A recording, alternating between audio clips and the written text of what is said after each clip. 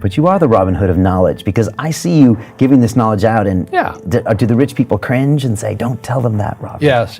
Don't tell people what you know. Right. Keep them poor. But, unfortunately, the poor, as was in the Bible, I'm not real religious, the poor will always be amongst us, because it starts up here. Right, it's that fear mentality.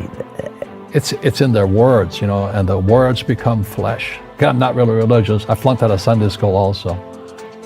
But when they say I can't afford it or I can't do that, they go down. They become what they say.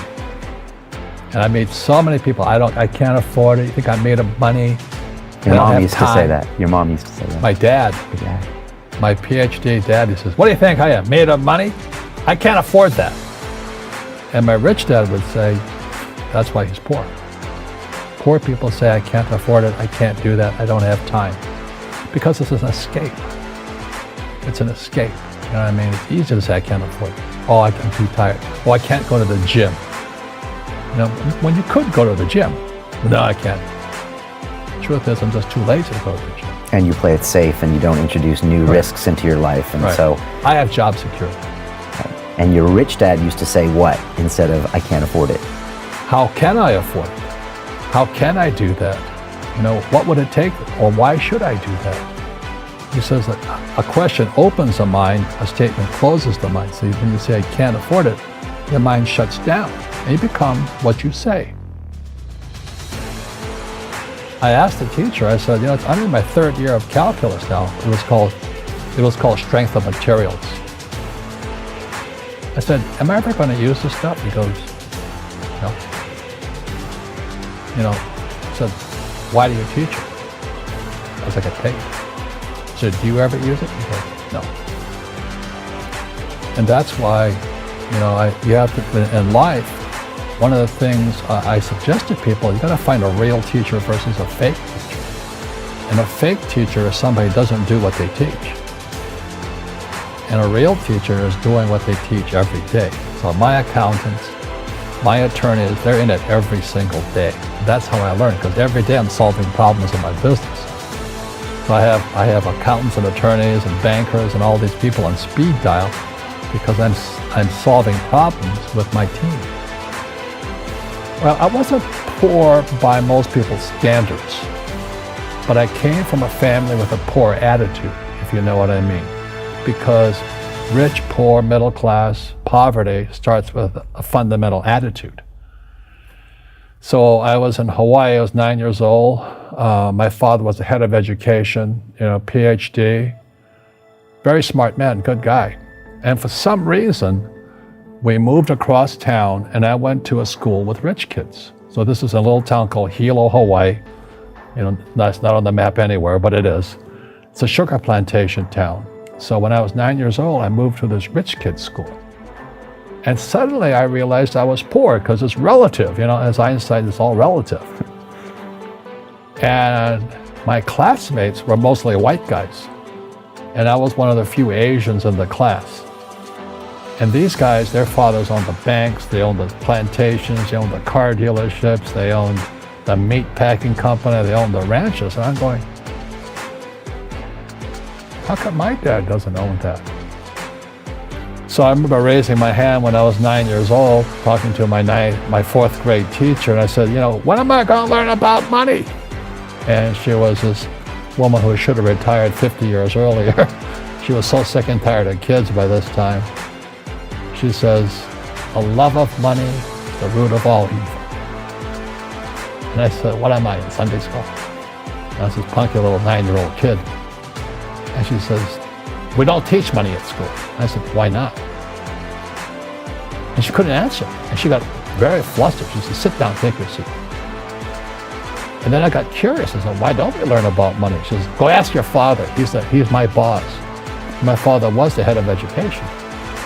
PhD, all that stuff. I go home and ask him, I said, why don't we learn about money in school? And he looked at me and said, because the government doesn't let us teach that subject. The government tells us what we can teach and what we can't teach.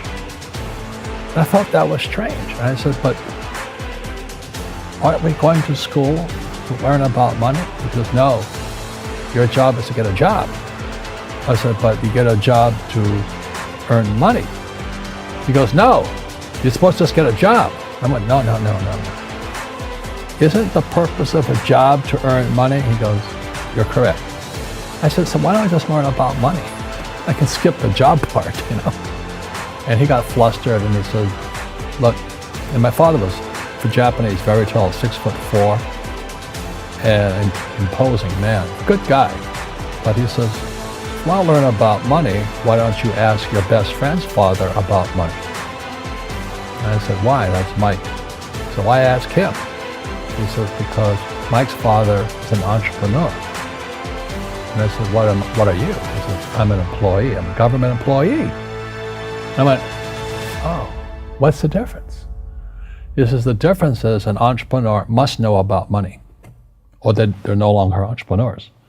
And he says an employee doesn't have to know anything about money, because the government will take care of them, the company will take care of them. So I'm all confused. But I took my dad's advice and I trundled over to Mike's father's office and knocked on his door and I said, hey, I'm here, 9 years old. Teach me about money. He says, beat it, kid, you know. But that's where the story of Rich Dad, Poor Dad started. And finally, through persistence, my rich dad started teaching me about money on one condition. And that condition was he would never pay me. He says, the moment I pay you, you think like an employee. He says, that's the trap. Entrepreneurs work for free.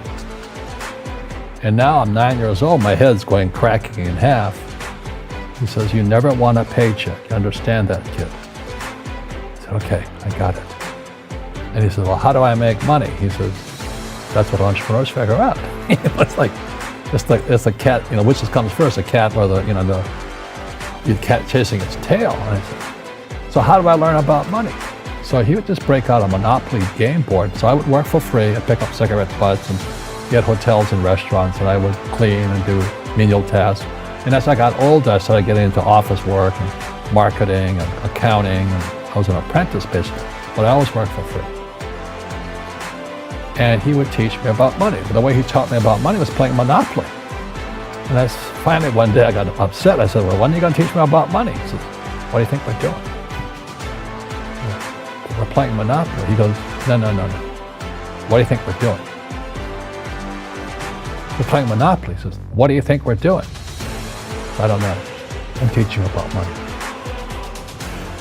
And then that's when, you have one greenhouse. He says, there's many formulas for great success in money. There's thousands of them. But one of the best ones found on the game of Monopoly.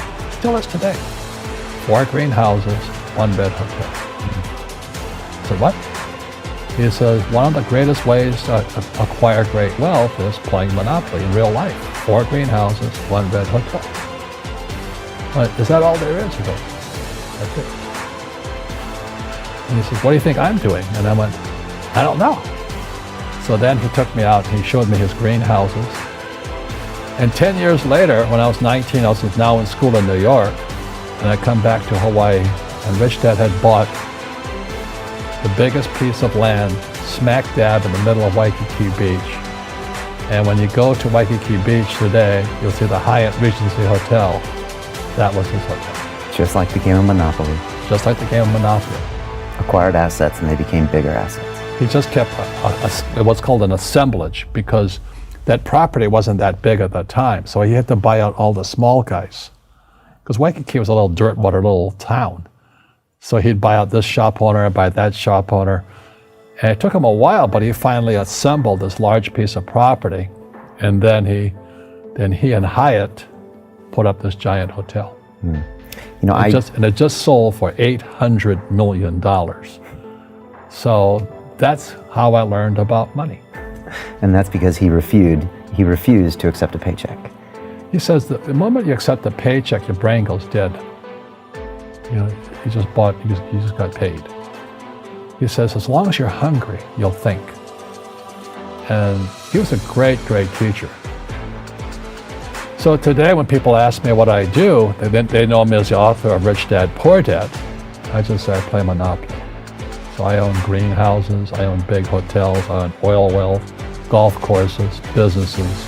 I'm just playing Monopoly. That's all I do. He says poverty is passed on. It's taught in the families. and middle class is taught in families. And I was really happy that he endorsed Rich Dad Poor Dad on your program, because he says, I was taught by a rich man. And so the people right now who are sitting at home, who are struggling financially or worried about money or unhappy, they may be making a lot of money, but unhappy with what they're doing, it was probably taught to you. Your super ego was taught, get a job, work hard, or you'll never be rich, or the rich are evil, or whatever.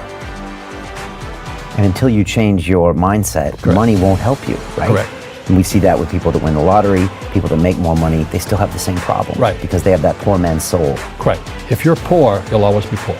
That's really hard for people to understand. Yeah, the money will disappear that fast. Just like most pro athletes, they make millions of dollars, and 65% are bankrupt 5 years later.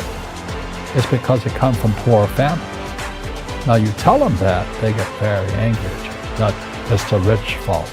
You guys ripped me off, and government ripped me off. But unfortunately, what Mr. Lipton was saying, it's passed down genetically.